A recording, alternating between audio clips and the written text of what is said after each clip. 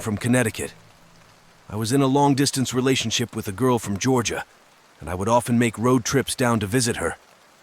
I don't really mind. I love road trips. I've driven across the United States and back, all on my own. There's just something about traveling the highways of the U.S. by yourself that's so freeing. To save money, I would sleep in my car. It's not so bad. It's basically camping, in a metal tent. It makes you feel like you're really roughing it. I just recline the seat back, keep the key in the ignition just in case, and doze off. No, I don't put anything up to block the windows for privacy. Maybe I should have. The trip down south is a comfortable 2-day drive. My stop would usually be somewhere along the Virginia-North Carolina border. So, on my previous trip, that's exactly where I stopped that night. Rest stops were often less trafficked, and thus quieter than truck stops. Normally, I would have stopped at a Love's, but I was so tired that I settled for the first rest stop I saw. It was oddly vacant that night, with only a couple of lone cars sitting forlorn under the amber street lamps. Most likely, travelers with the same idea as myself. I pulled into a parking spot away from the others, under the shadow of a tree and far from the street lamps. I figured I would have more privacy there as opposed to being bathed in light. So I did my usual thing, locked my doors, opened the window just a crack for ventilation, kept my key in the ignition, reclined the seat, and went to sleep. I was never interrupted on any of these car camping nights, so I never suspected anything on this one. Then, a sharp tap woke me up.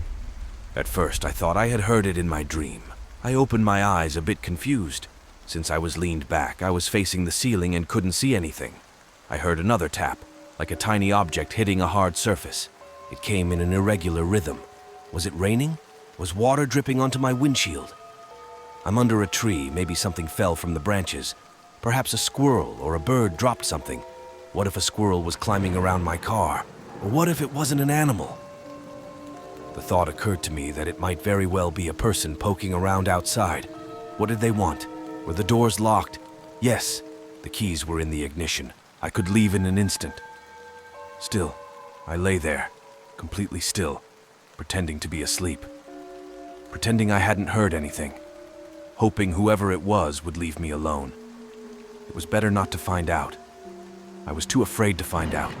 It was better to stay here in blissful ignorance. Still, the tapping continued. I had to do something. There was no way I was just going to stay there. I had to look. My heart was pounding. In that moment, it was deafeningly loud. Whoever was out there could probably hear it. I decided. I was going to look.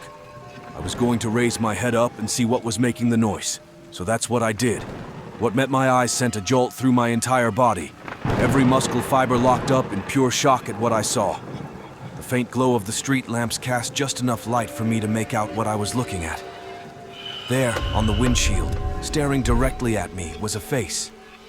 Someone, whom I presumed to be a woman, was lying on my hood, her face pressed right up against my windshield. Her face was completely still, locked in a permanent grin.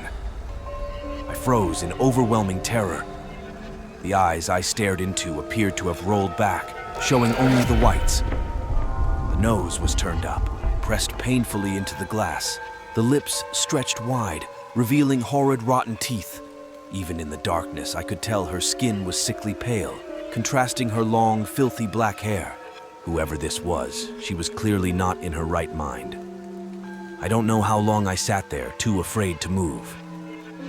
Finally, I got a grip on myself and shot my hand to the ignition. It turned over, making, in that instant, the most beautiful sound I had ever heard. For a split second, I feared I might be caught in a horror movie scenario, the one where the car won't start as the killer approaches. I reversed as fast as I could, trying not to give this creeper time to try anything. In my panic, I remember activating the windshield wipers in a futile attempt to get her off. I thought, was I about to drive out of here with some wacko holding onto my hood? Thankfully, I didn't have to worry about that, because as soon as I stopped, the woman leaped off, landing on all fours. Seeing my opportunity, I shifted into drive and gunned it, just as I saw her reaching for the driver's side door. With my foot on the gas, I sped out of the parking lot. Behind me, I heard her let out a piercing shriek like that of an animal. I glanced in my rearview mirror and for a split second thought I saw her chasing me, running on all fours, her black hair swinging wildly around her. I couldn't get a good look as I rounded a curve in the road leading out of the rest stop and merged with the highway. There, I picked up speed and drove through the night.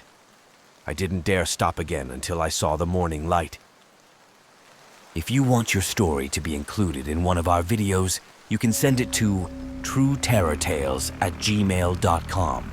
It would be a great help if you would like, subscribe, and comment on what you think about the video. And thanks for watching.